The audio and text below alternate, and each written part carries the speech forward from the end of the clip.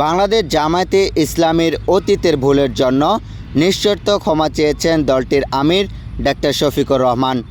যুক্তরাষ্ট্রের নিউ ইয়র্কে স্থানীয় সময় বুধবার 22 অক্টোবর সাংবাদিকদের সঙ্গে মতবিনিময় সভায় তিনি ক্ষমা চান। ডাক্তার শফিকুর রহমান বলেন, 1947 সাল থেকে আজকের দিন 2025 22 অক্টোবর পর্যন্ত আমাদের দ্বারা যে যেখানে যত কষ্ট পেয়েছেন আমরা বিনা শর্তে তাদের কাছে ক্ষমা চাই। জামাতের আমির আরও বলেন, এই অ্যাপলজি ক্ষমা প্রার্থনা কমপক্ষে 3 বার চেয়েছি। অধ্যাপক গোলাম আজম, মাওলানা মতিউর রহমান নিজামী এবং আমিও দিয়েছি।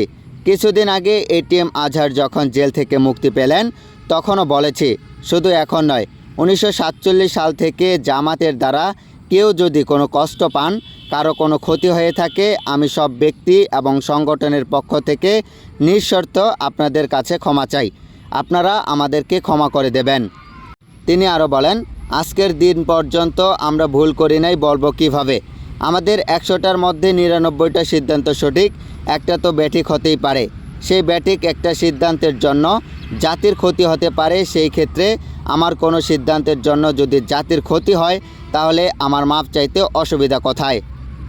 ডাক্তার শফিকুর রহমান আরও বলেন, এখন মাপ চাওয়ার পর বলা হয় এই ল্যাঙ্গুয়েজে চাইলে হবে না, ওই ল্যাঙ্গুয়েজে চাইতে হবে। বিনা শর্তে মাপ চাইলাম, কোনো শর্তও দিলাম না, তারপরেও আর বাকি থাকলো কোনটা?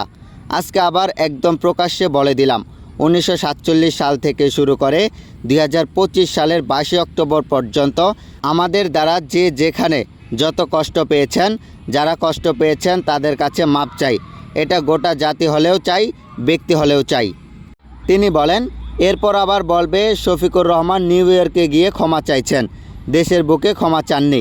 আমি দেশেও ক্ষমা চেয়েছি। এ সময় জাতীয় সংসদ নির্বাচনের আগেই পিআর সহ বিভিন্ন ইস্যুতে গণভোটের দাবি জানান জামায়াতের আমির ডাক্তার শফিকুর রহমান।